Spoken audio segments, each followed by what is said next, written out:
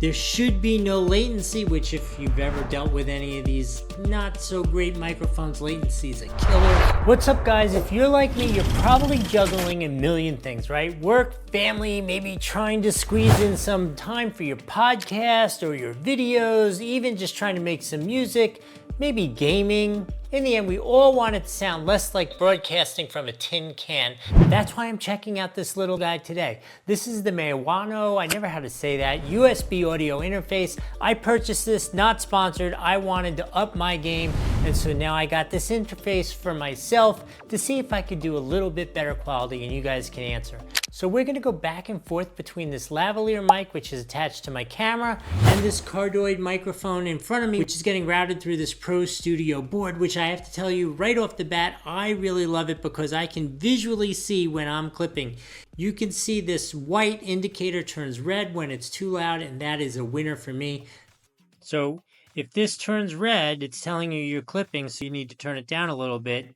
Lots of other functionality, but that one's the big one for me. Like, just the visual cue that the mic's way too loud is really cool. Makes life much easier. Now I do have to tell you there are a ton of these interfaces out there. Some of them cost a fortune, some of them are a bit more budget friendly, but this one, does it deliver at that more budget friendly point? That would be a winner, right? So what are my first impressions? It definitely seems like a solid build. It looks like it might even be able to take a little bit of Life with Doug where you're lugging it around and all that kind of stuff. It's got your standard XLR input for your condenser mic, which, let's be honest, is essential for decent audio, right? It records at 24-bit.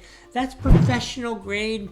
No more muddy recordings. I hope you'll let me know you're listening to it now and being able to compare that.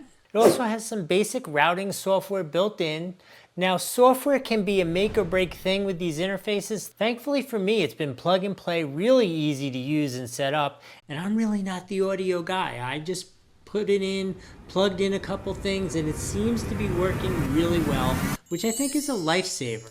It additionally has an input for a guitar or other musical instrument, as well as for monitors, depending upon how you want to set it up. I did put it through its paces. You're listening to it now. Some of the recording from my Rode mic, and some of it going through this MAONO system. There should be no latency, which if you've ever dealt with any of these not so great microphones, latency is a killer. Shouldn't be in it for this. Now, is it perfect? No, nothing is, right? The preamps are decent, but if you're a serious audiophile, it's probably not the right one for you.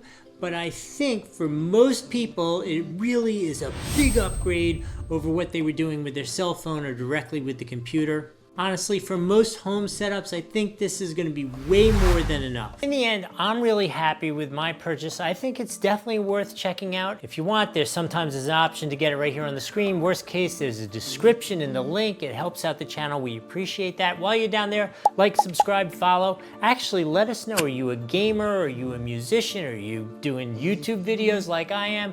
Let me know how you're going to use this. It always is very interesting to me. I hope this has been helpful. We'll see you in the next video.